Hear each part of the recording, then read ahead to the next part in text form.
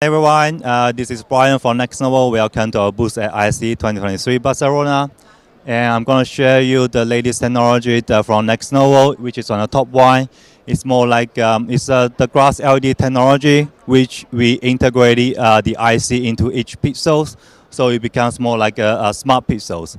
And we have a kind of watchdog system, so if just one LED die, the backup video, the backup signal will work.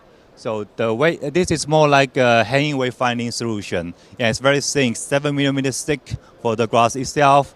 And we provide our own control system. So you can use our cloud service very well from the app or portal.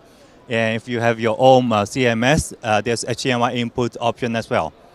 And this will be used for a lot of application that you will need kind of wayfinding or some section indicators applications, like for some airports and for some train stations, and even for some corporate as well. And we are doing some tests for a big retail shop. They have different sections like man, woman, kids, basketball, things like that.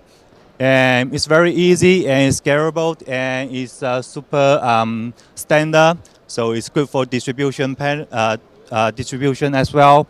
If you need more information, just feel free to visit www.nexnovo.com. Yeah, thank you.